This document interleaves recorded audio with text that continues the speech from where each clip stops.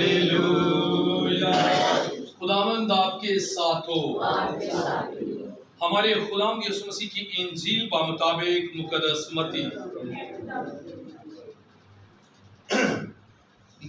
کے مطابق لکھی گئی ہمارے خداوند یسوع مسیح کی انجیل، اس کا 9واں باب، اس کی 35ویں آیت سے بیان۔ اور یسوع سب شہروں اور گاؤں میں پھرتا رہا اور ان کے عبادت خانوں میں تعلیم دیتا اور بادشاہی کی خوشخبری کی منادی کرتا اور ہر بیماری اور کمزوری دور کرتا رہا۔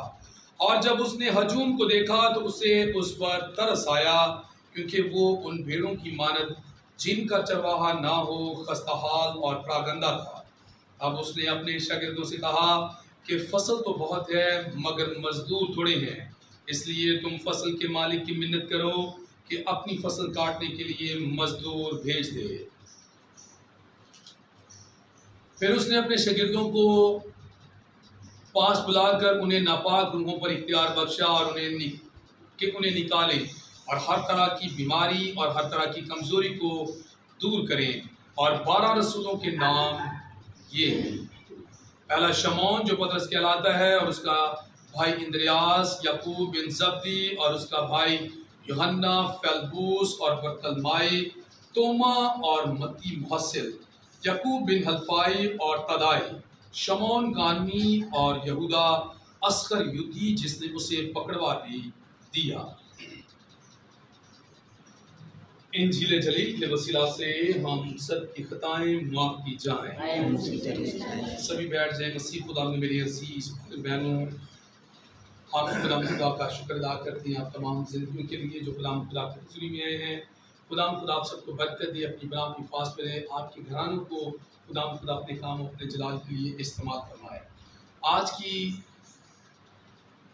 جو عید منائی جا رہی ہے یا جو یوم یادگار منایا جا رہا ہے، وہ ڈائسیسن جو جماعت کے فادرز ہیں نا، ان کا مربی ہے مقدس جان مریانی۔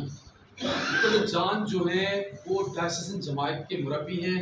ان کے منشور کو لے کر ڈائسیسن جماعت آگے چل رہی ہے اور خدا کے نام کو جلا دے رہی ہے۔ ہماری دعا ہے پوری ڈائسیسن جماعت کے لیے، خدا انہیں یہ توفیق دے کہ وہ خدا کے نام کو اسی طرح عزت اور جلال دیتے رہیں۔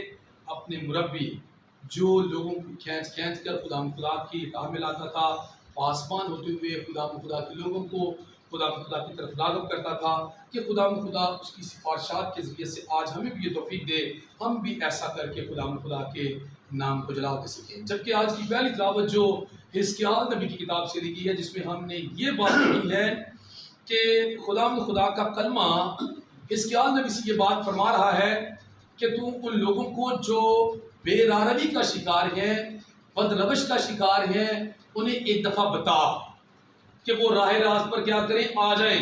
اگر تو انہیں نہیں بتاتا تو اس سے مراد یہ ہے کہ روز محشر کے دن جب وہ آگ میں ڈالے جائیں گے یا جب وہ سزاوار ہوں گے نا، تو پھر اس دن کیا ہوگا کہ تجھ پر ان کے خون کا جرم لگایا جائے گا۔ میں اگر دنیا داری میں رہتے ہوئے پاسبان ہوتے ہوئے، آپ اپنے گھر والوں کی کیا ہے، پاسبان ہیں۔ بھائی عارف اپنے خاندان کا پاسبان ہے، میں اس چرچ کی کلیسیا کا پاسبان ہوں، فادر جی میرے اور آپ کے پاسبان ہیں۔ ہم پاسبان ہوتے ہوئے دوسروں کو سیدھی راہ پر لانے والے بنے۔ میں یہاں پر یہ ذکر کرنا مناسب سمجھتا ہوں کہ میں نے کئی بار یہ ذکر پہلے بھی کیا ہے کہ ہماری ماں خاندان کی پاسبان ہوتے ہوئے خدا کے گھر میں جاتی، انہوں نے اپنے خامن میرے والد صاحب کو بھی کہنا کہ چرچ میں جائیں، وہ جائیں یا نہ جائیں میری ماں نے کہہ دینا، بچے جائیں یا نہ جائیں ان کے پاؤں کھینچنا، انہیں جھنجھوڑنا، انہیں کہنا کہ اٹھو جاؤ دعا کر کے آؤ، چرچ میں جاؤ۔ یہ ہے وہ پاسبانی، یہ ہے وہ کام کہ جو روز محشر کے دن پوچھا جائے گا کہ ایک شخص بے راروی کا شکار تھا، آپ خدا کے کلام کو جانتے تھے اور آپ نے اس سے نہ بتایا کہ آپ بد روش سے باز آئیں، بے راروی کو چھوڑ کر صراط مستقیم پر چلیں۔ اگر ہم کسی کو نہیں بتاتے تو اس سے مراد یہ ہے کہ روز محشر کے دن ہمیں کیا کیا جائے گا، ہمیں بھی اس کے بارے میں جواب دہی دینی ہوگی کہ میں نے انہیں بتایا کیوں نہیں ہے۔ روزانہ کی بنیاد پر، ہر ہفتہ کی بنیاد پر آپ لوگوں کو کلیسیا کو بتایا جاتا ہے کہ وہ کون سی راہ پر چلیں، اس راہ پر چلیں جس راہ کے بارے میں خدا یسوع مسیح کہتا ہے کہ راہ، حق اور زندگی میں ہوں۔ ہم تو لوگوں کو یہ کہتے ہیں کہ اس راہ پر چلیں جس راہ پر خداوند یسوع مسیح چل کر کامیاب اور کامران بنے، کیونکہ وہ خود خداوند خدا ہے۔ ہم اگر اس راہ کے مطابق چلتی ہیں تو پھر ہم بھی اپنی زندگی میں کامیاب ہوں گے، کامیاب ہوں گے، ہم ناکام نہیں ہوں گے۔ ہم وہاں رکھے جائیں گے جہاں کیا ہوگا؟ شہد بہتا ہوگا، دودھ بہتا ہوگا۔ آج کی پہلی تلاوت میں حزقیال نبی ہمیں یہ سکھانا چاہ رہے ہیں، اگر کوئی صادق بھی ہو اور وہ نیکی کے کام کرتا جائے لیکن اسے پتہ ہی نہ چلے کہ آیا کہ وہ گناہ کر رہا ہے کہ نہیں کر رہا، تو پھر بھی کیا ہوگا؟ اسے روز محشر کے دن اس کی نیکیوں کو نہیں گنا جائے گا، اسے کہاں ڈالا جائے گا؟ وہاں ڈالا جائے گا جہاں کیا ہوگا؟ دانتوں کا بجنا اور آنکھوں کا پیسنا ہوگا، آنکھوں کا رونا اور دانتوں کا پیسنا ہوگا، وہاں ڈالا جائے گا۔ کیونکہ وہ سمجھتا تھا کہ شاید میں نیکی کے کام کرتا رہا ہوں لیکن نیکی کے کام نہیں، جبکہ اسے بے عالمی کا پتہ ہی نہیں ہے، تو پھر بھی اسے وہاں پر ڈالا جائے گا، کیونکہ بتانے والے اسے نہ بتا سکے، اور بتانے والوں کو بھی اس جرم میں کیا کیا جائے گا؟